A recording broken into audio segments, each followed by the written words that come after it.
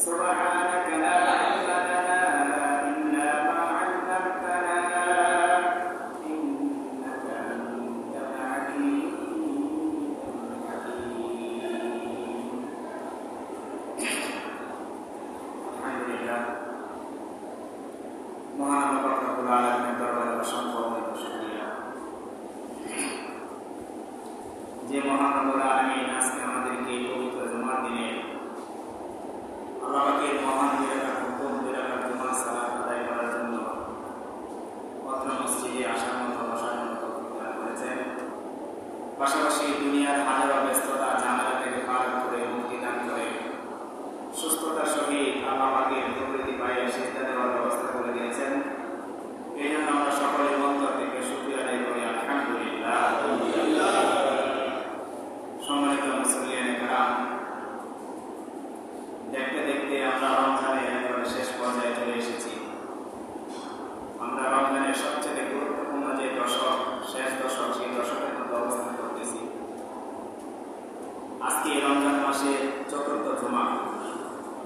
রমজান মাস যদি 30টা হয় তাহলে আগামী জুমা ইনশাআল্লাহ আমরা পাইতে পারি।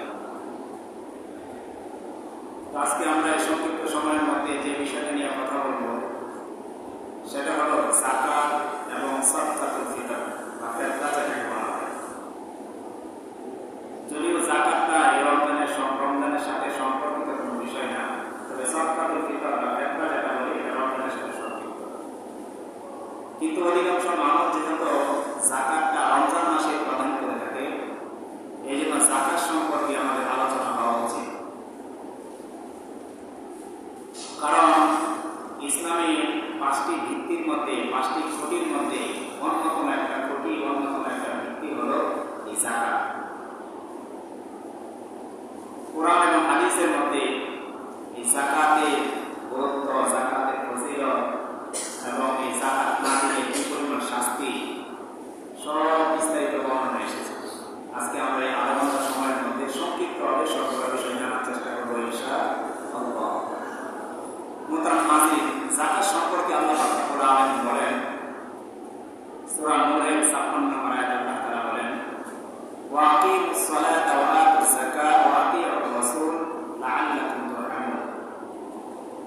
আল্লাহ রাব্বুল আলামিন বলেন যে তোমরা নামাজ কায়েম করো এবং যাকাত প্রদান করো এবং রাসূলুল্লাহ সাল্লাল্লাহু আলাইহি ওয়াসাল্লামের অনুসরণ করো, তাহলে তোমাদের উপরে রহমত বর্ষণ করা হবে।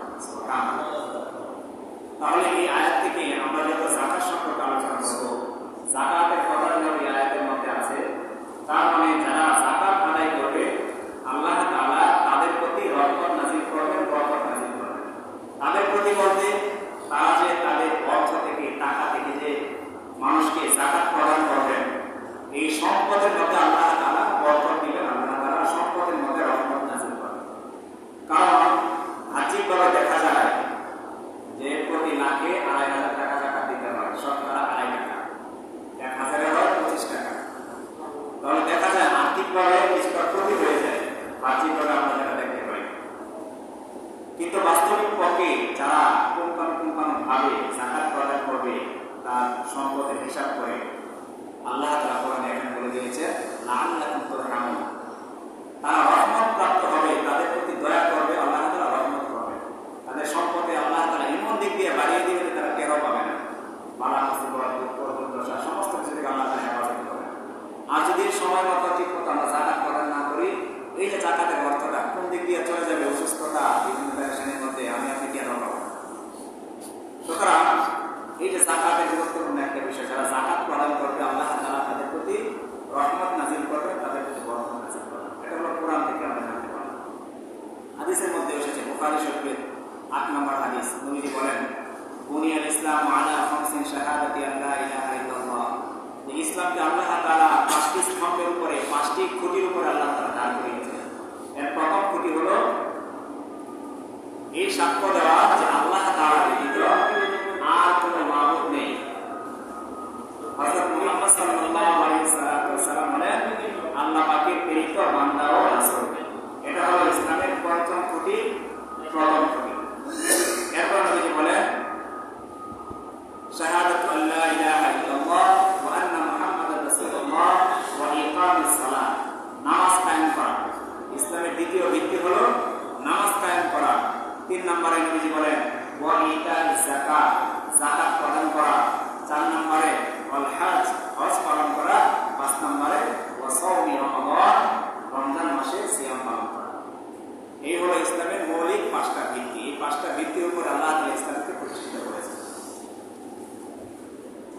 তাহলে মুহতারাম হাজিরিন, এই যে নবী সাল্লাল্লাহু আলাইহি ওয়াসাল্লাম হাদিসের মধ্যে এই ইসলামের 5টা ভিত্তির কথা বলেছেন, এখানে যাকাতের কথা উল্লেখ করেছেন।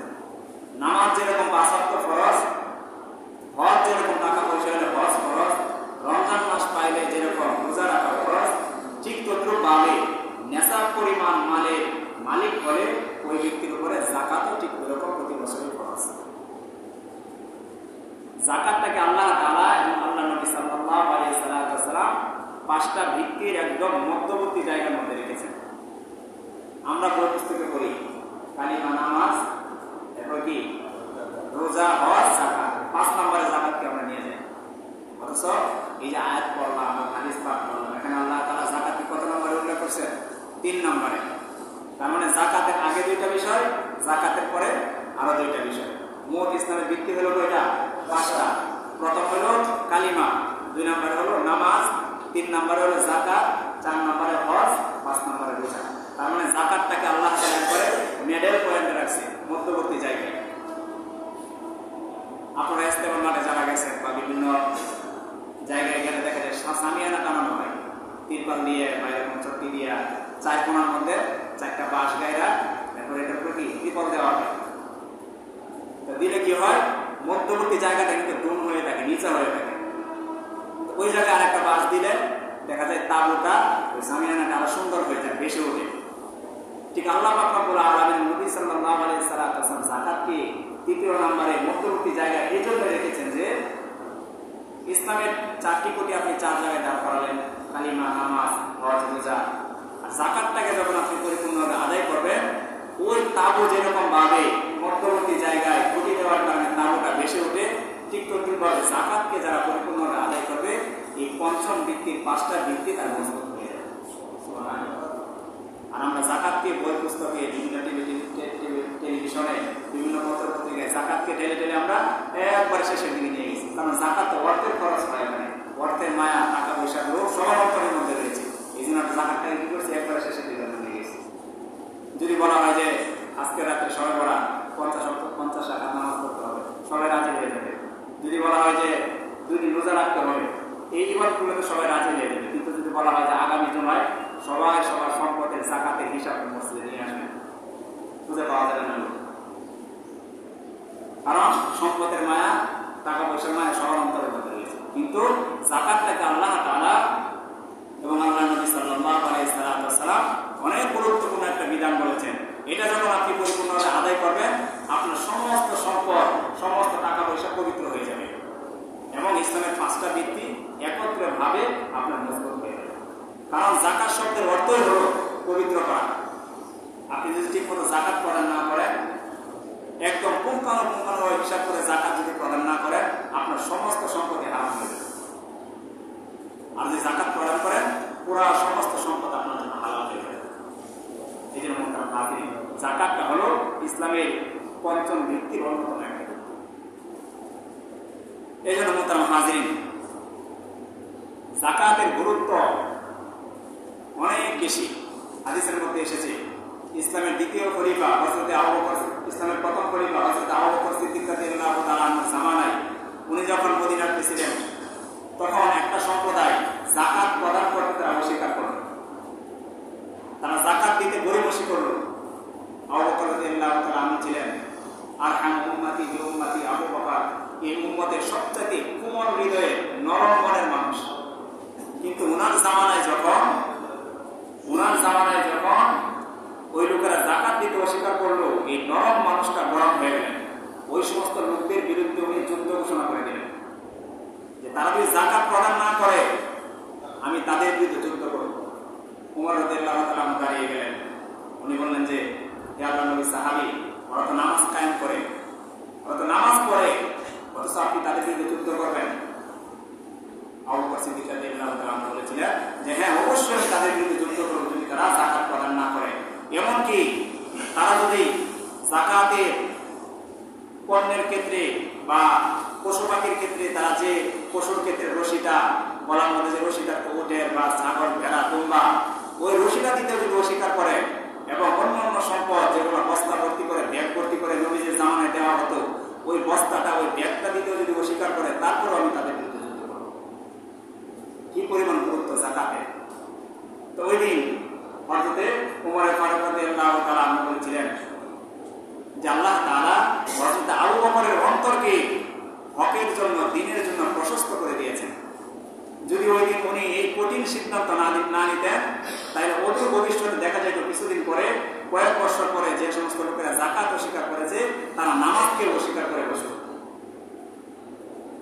এই জন্য মুহতারাম হাজিরিন, যাকাতের অনেক গুরুত্ব। যাকাত প্রদান না করার কারণে আবু বকর সিদ্দিক রাদিয়াল্লাহু তাআলা আনহু ওনার জামানার লোকদের বিরুদ্ধে যুদ্ধ ঘোষণা করে দিয়েছেন। আজকে আমাদের সমাজের মধ্যে প্রায় মানুষের উপরে যাকাত ফরজ। নামাজ যেরকম 5 ওয়াক্ত ফরজ আমরা আদায় করি, হজ ফরজ হইলে হজ আদায় করি, কিন্তু প্রতি বছর যে আমার আপনার উপরে লক্ষ লক্ষ টাকার যাকাত আসতেছে, হাজার হাজার টাকা যাকাত আসতেছে, এই যাকাতের গুরুত্ব আমি আপনি দিচ্ছি। অথচ এই যাকাত অস্বীকার করলে, যাকাত থেকে বিরত রাখলে আবু বকর সিদ্দিক রাদিয়াল্লাহু তাআলা আনহু তার বিরুদ্ধে যুদ্ধ ঘোষণা করেছেন। এই জন্য মুহতারাম হাজিরিন, আমাদের অর্থনীতি হয়ে গেছে সুদ ভিত্তিক, অথচ মুসলমানদের অর্থনীতি হওয়ার কথা ছিল যাকাত ভিত্তিক। কারণ যাকাত এবং সুদের মধ্যে স্তর পার্থক্য রয়েছে। যাকাত কোন জিনিস? যাকাত হলো তুখাজুল মাল মিনাল আগনিয়া ওয়া তুফাউল মিনাল ফুকারা। যাকাত হলো ধনীদের কাছ থেকে সম্পদ আদায় করে, টাকা পয়সা আদায় করে গরিবের মধ্যে সেটা বিলিয়ে দেওয়া। আর সুদের সংজ্ঞা কি? তুখাজুল মিনাল ফুকারা, গরিবদের কাছ থেকে সুদ নেওয়া, নিয়ে তুফাউল আগনিয়া, ধনীদের মধ্যে দিয়ে দেওয়া। এটাই তো ব্যবস্থাপনা। সুদের ক্ষেত্রে দেখা যায় একজন কৃষক, সে তার জমিতে ফসল ফলাবে, সে তার জমি চাষ করবে, সে ব্যাংক থেকে লোন আনে, অমুকের কাছ থেকে সুদে টাকা আনে। তো দেখা গেল আল্লাহ না করো ওই কৃষকের সমস্ত জমি বৃষ্টিতে বা ঝড় বৃষ্টিতে বা বিভিন্ন আসমানি গজবে নষ্ট হয়ে গেল। তখন কি হয়? তার ফসল নষ্ট হলো, তার অর্থকরী নষ্ট হলো, কিন্তু সে যে সুদ এনেছে ব্যাংক থেকে, মানুষের কাছ থেকে, এটা কিন্তু তার জন্য মাফ হয় না। তাকে কিন্তু সেই সুদ আদায় করতে হয়। এতে করে দেখা যায় এই গরিব কৃষক আরো গরিবে পরিণত হয়। কিন্তু যার কাছ থেকে এই সুদ আনছে সে কিন্তু একের পর এক অর্থ উপার্জন করে শুধু উপরের দিকে উঠতে থাকে, আর গরিব শুধু নিচের দিকে যেতে থাকে। এটা হলো সুদের একটা কুফল। আর যদি যাকাত ভিত্তিক আপনার অর্থনীতি হয়, তাহলে রাষ্ট্রের কাজ কি হবে? ধনীর কাছ থেকে প্রতি বছর যাকাতের ফান্ড রাষ্ট্র আদায় করবে। আদায় করে সমাজের যে গরিব কৃষক, গরিব পেশা, গরিব শ্রমজীবী মানুষ আছে, তাদেরকে এই অর্থ করে দিবে। এই অর্থ করে দিয়া তারা জমিনে ফসল ফলাবে, কৃষক কাজ করবে, রিক্সাওয়ালা রিক্সা চালাবে, রিক্সা কিনবে, ভ্যানওয়ালা ভ্যান কিনে ভ্যান চালাবে। দেখা যাবে এতে করে যদি তার সম্পদটা নষ্ট হয়ে যায়, রাষ্ট্র কিন্তু তার কাছ থেকে এই টাকাটা আবার কি করে না, ফেরত নেয় না। তাহলে যাকাত ভিত্তিক অর্থনীতি ভালো নাকি সুদ ভিত্তিক অর্থনীতি ভালো? যাকাত ভিত্তিক অর্থনীতি অবশ্যই ভালো। দেখা যাবে যে এভাবে যখন যাকাত ভিত্তিক অর্থনীতি আমাদের মধ্যে পরিচালিত হবে, তখন প্রতি বছর যখন এরকম গরিবকে যাকাত দেওয়া হবে, গরিব দেখা যাবে এই যাকাতের টাকা দিয়ে অর্থ উপার্জন করবে, তার শস্য ফলাবে, বিভিন্ন ইনকাম করবে। এভাবে করতে করতে এই গরিবও এক সময় দেখা যাবে যাকাত দেওয়ার উপযুক্ত হয়ে যাবে। তখন আর বৈষম্য হবে না। ধনী শুধু একে একে ধনী হতে থাকবে না, আর গরিব শুধু নিচের দিকে যেতে থাকবে না।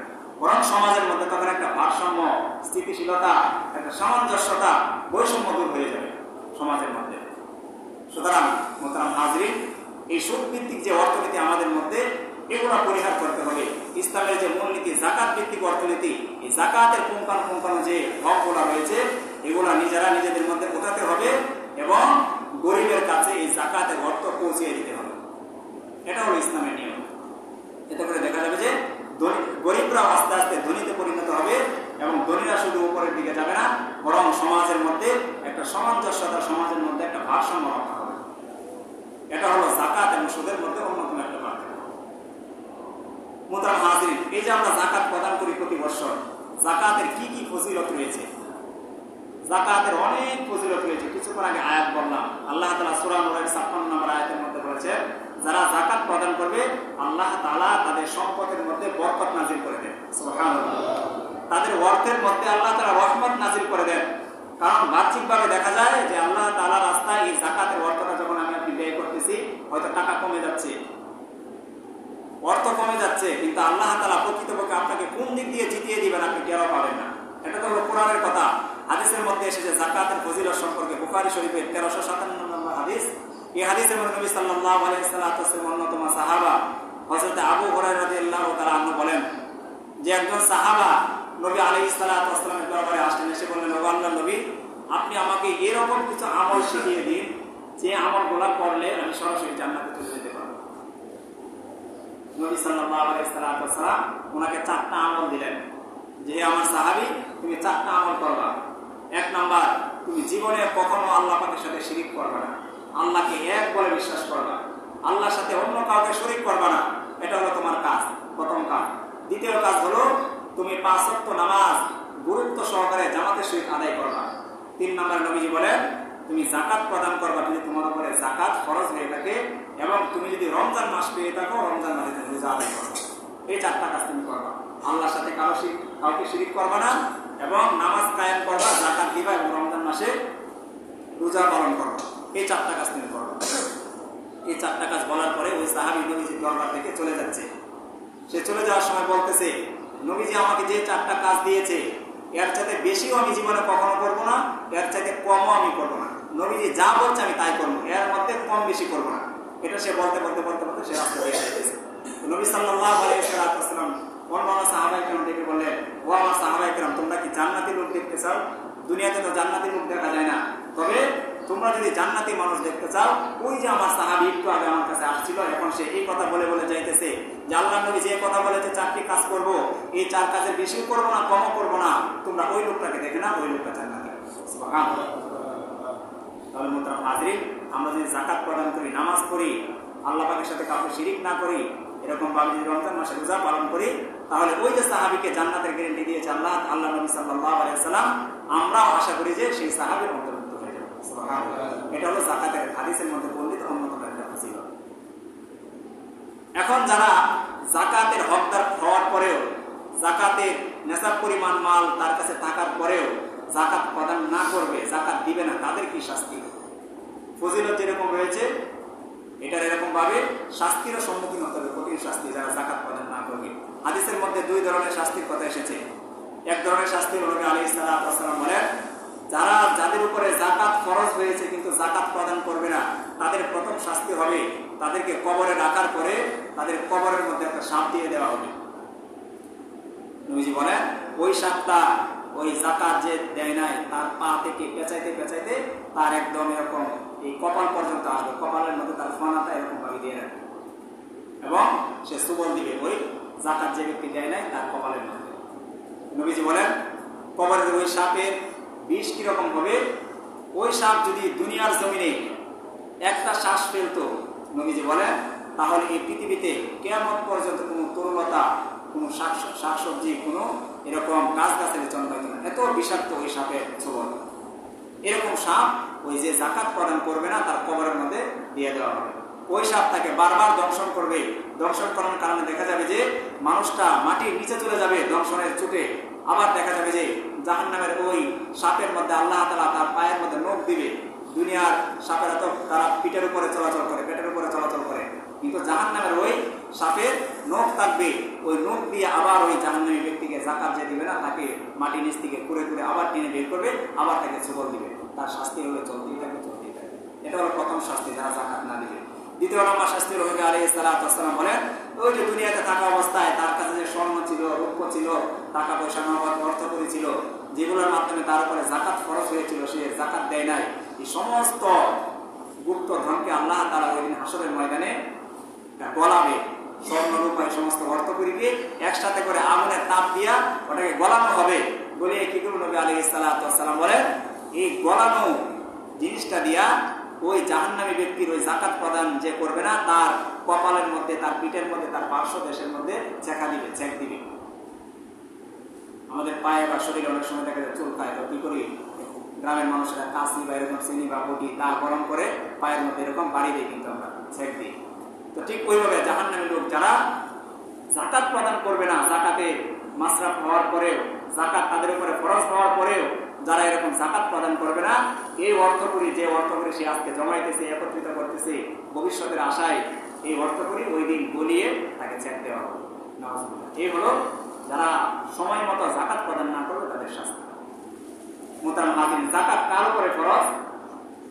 কোরআন এবং হাদিসের মধ্যে এসে যাকাত হলো ওই ব্যক্তির উপরে ফরজ যার কাছে 52 ভরি রূপা অথবা 7 ভরি স্বর্ণ অথবা এর সমপরিমাণ নগদ অর্থ মজুদ রয়েছে, বিদ্যমান রয়েছে, এবং এটা সম্পূর্ণ 1 বছর অতিবাহিত হয়েছে, এমন নয় যে বছরের মাঝে তার কাছ থেকে উধাও হয়ে গেছিল বা খরচ হয়ে গিয়েছিল, ওই ব্যক্তির উপরে যাকাত খরচ হবে।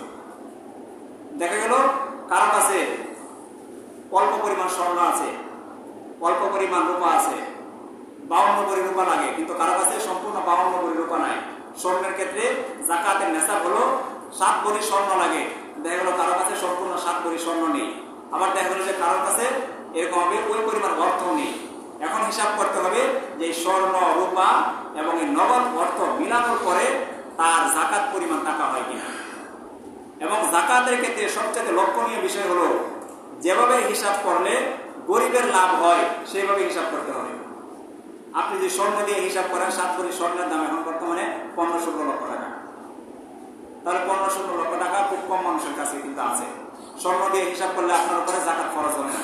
কিন্তু আপনি যদি রূপা দিয়ে হিসাব করেন, রূপার বাজার মূল্য এখন 5,000 বা কিছু বেশি, এই 2026 সাল অনুযায়ী রূপার মূল্য এখন যাকাতের পরিমাণ এই 52 ভরি তোলার বা 52 ভরি রূপার যদি হিসাব করা হয় তাহলে 2,25,750 টাকা যার কাছে আছে তার উপরে যাকাত খরচ হবে।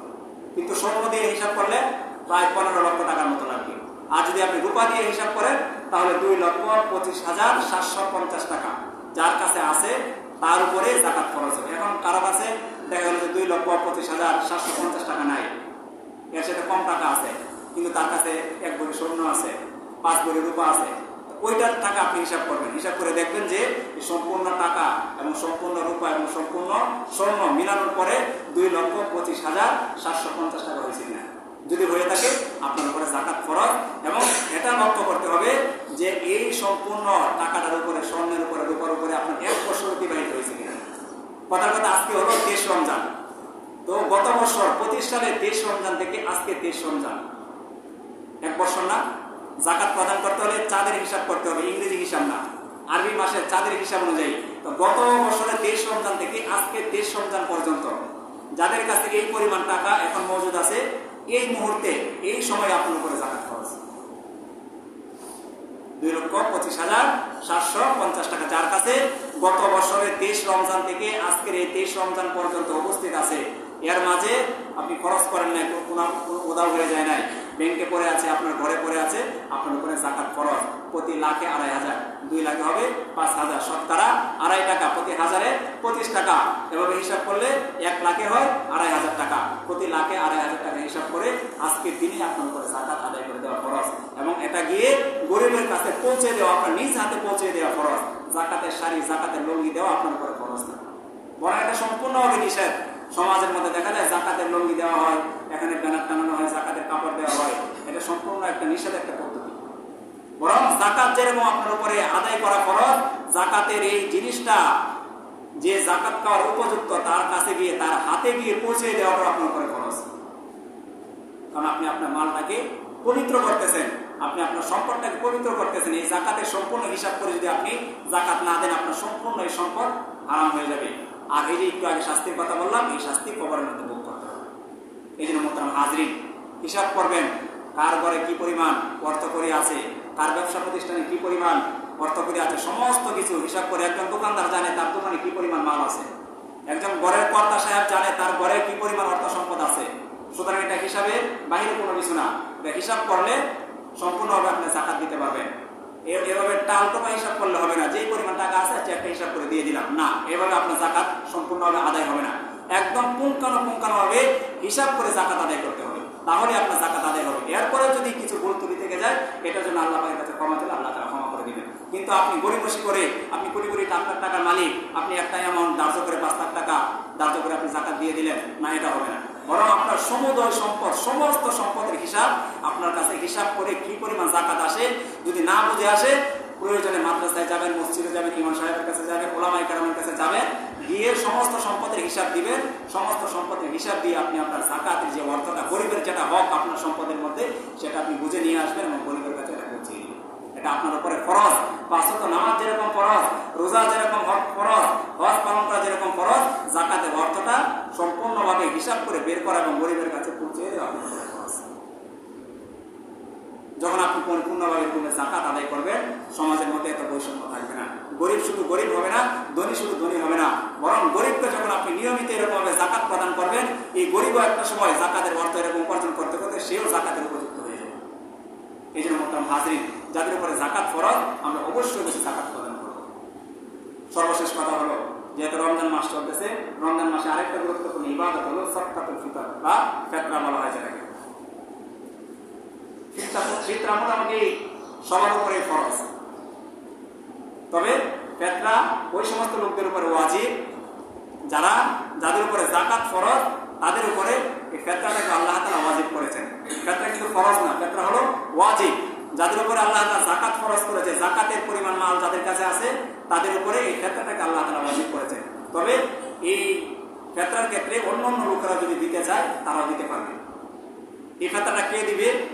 ঘরের মধ্যে যে কর্তা রয়েছে, যে অভিভাবক রয়েছে, বাবা হলে বাবা, ছেলে হলে ছেলে, বা অন্য কেউ হলে মা হলে মা, তার উপরে দায়িত্ব হবে পরিবারের যে অন্যান্য সদস্যরা আছে সবার হিসাব করে এই টাকাটা দিয়ে দেওয়া। প্রত্যেকের মাথা পিছু হিসাব করতে হবে। তবে ফিতরার ক্ষেত্রে নবী আলাইহিস সালাতু ওয়াস সালাম সাহাবায়ে কেরাম টাকা দিয়ে ওনারা ফিতরা দিতেন না, ওনারা খাদ্য দিয়ে দিতেন, এবং এটা দিয়ে দেওয়া উত্তম। আপনার ফ্যামিলির মধ্যে 5 জন লোক আছে, এই বছর 26 সালের সর্বনিম্ন ফিতরা হলো 110 টাকা। কত ভাই? 110 টাকা। তো আপনার পরিবারের যদি 5 জন লোক থাকে, 550 টাকা। তো 550 টাকা আপনি একসাথে করে একটা ফ্যামিলির জন্য আপনি বাজার করলেন। 1 কেজি ডাল, 1 কেজি তেল, এরকম ভাবে চিনি, পেঁয়াজ, রসুন একসাথে করে একটা প্যাকেজ তৈরি করে আপনি একটা পরিবারকে দিয়ে দিলেন। সে ঈদের দিন সুন্দর মতে, আরাম মতে সে তার পরিবারটাকে সে চালাতে পারবে। এবং এটাই নবীজির জামানায় সিস্টেম ছিল। গম, জব, আটা, এরকম ভাবে এই সমস্ত খাবার নবী আলাইহিস সালাতু ওয়াস সালাম সাহাবায়ে কেরাম যে সমস্ত লোকদের উপরে ওয়াজিব ছিল এই ফিতরা, তারা এগুলো ফিতরা আদায় করতেন। তবে এটা যদি না করেন, অন্তত টাকাটা ওই গরিবের কাছে পৌঁছে দিতে হবে। এবং এই ফিতরার টাকাটা কখন দিবেন? আমরা তো অনেক সময় দেখা যায় যে 21 রমজান থেকে বা রমজানের শুরু থেকে আমরা দেওয়া শুরু করে দিই। অথচ ফিতরা দেওয়ার পথে সুন্নত পদ্ধতি হলো ঈদের চাঁদ যখন উদিত হবে এই সময় থেকে নিয়ে ঈদের মাঠে, ঈদের জামাতে যাওয়ার আগ পর্যন্ত, এই যে 12-13 ঘন্টা সময়, এই সময়টার মধ্যে আপনি আপনার এই ফিতরাটা আদায় করবেন। এবং এটা আদায় করা আপনার উপরে ওয়াজিব। এর আগে বা এর পরে, অর্থাৎ চাঁদ উদিত হওয়ার আগে অথবা ঈদের জামাতের পরে আপনি যদি আদায় করেন, তাহলে এটা সদকাতুল ফিতরের হুকুমের মধ্যে থাকবে না। অন্য সময় দান করলে যে পরিমাণ সওয়াব হইতো, ওই সাধারণ দানের মতো হয়ে যাবে। সুতরাং খেয়াল রাখবেন, ঈদের চাঁদ উদিত হওয়ার পর থেকে নিয়ে ঈদের জামাতে অংশগ্রহণ করার আগ পর্যন্ত এই টাকাটা বা এই খাদ্যটা গরিবের কাছে পৌঁছিয়ে দেওয়া। এটা কেন দেওয়া হয় সদকাতুল ফিতর? নবী আলাইহিস সালাতু ওয়াস সালাম 2টা কারণে দেওয়া হয়। এর প্রথম কারণ হলো, এই যে আমরা সারা মাস রোজা রাখছি, রোজা রেখে কত ভুলভ্রান্তি, কত আমরা অন্যায় পাপাচার গুনাহের কাজ করেছি, যার কারণে রোজার মধ্যে ত্রুটি, রোজার মধ্যে ক্ষতি হয়েছে। তো নবীজি বলেন, যারা সদকাতুল ফিতর আদায় করবে, এই যে রোজা রেখে তারা যে ভুলভ্রান্তি গুনাহ করেছে, এই সদকাতুল ফিতরের মাধ্যমে আল্লাহ তাদের ভুলভ্রান্তিগুলো ক্ষমা করে দিবেন। সুবহানাল্লাহ। দ্বিতীয় কারণ হলো, ঈদের দিন হলো একটা আনন্দের দিন। ধনী মানুষ আমরা যারা রয়েছে, আমরা আনন্দ করলাম, বা আমার প্রতিবেশী যে গরিব রয়েছে সে অনাহারে থাকলো, সে আনন্দ করতে পারলো না, ইসলাম এটা সাপোর্ট করে না। বরং ইসলাম বলে যে ঈদের দিন অন্তত তুমি আনন্দ করবা, ফুর্তি করবা, আমোদ ফুর্তি করবা, আর তোমার প্রতিবেশী দুঃখ কষ্ট থাকবে, এটা হবে না। বরং তোমার সমুদয় সম্পদ থেকে হিসাব করে তুমি একটা সদকাতুল ফিতর তোমার গরিব প্রতিবেশী দাও, সেও ঈদের দিন খাবে, পড়বে, আনন্দ করবে, তুমি আনন্দ করবে। এতে করে পরিবেশের মধ্যে, সমাজের মধ্যে একটা সুন্দর পরিবেশ তৈরি হবে। এই জন্য মূলত সদকাতুল ফিতর আদায় করা হয় 2 কারণে। এক হলো রোজা সেই ভুলভ্রান্তি থেকে কাফারা দেওয়ার জন্য, দ্বিতীয় হলো গরিবদের মুখে হাসি ফোটানোর জন্য। আল্লাহ পাক রব্বুল আলামিন আমাদের সবাইকে এই যে দীর্ঘ যাকাতের আলোচনা করলাম, যাদের উপরে যাকাত ফরজ হয়েছে তারা যেন পুঙ্খানুপুঙ্খভাবে যাকাত আদায় করি, এবং যাদের উপরে এই সদকাতুল ফিতর ওয়াজিব হয়েছে তারাও যেন এই সদকাতুল ফিতরকে আদায় করি পরিপূর্ণভাবে। আল্লাহ তাআলা সবাইকে তৌফিক দান করে, সকলে বলে আমিন। যারা সুন্নাত করে, যারা সুন্নাত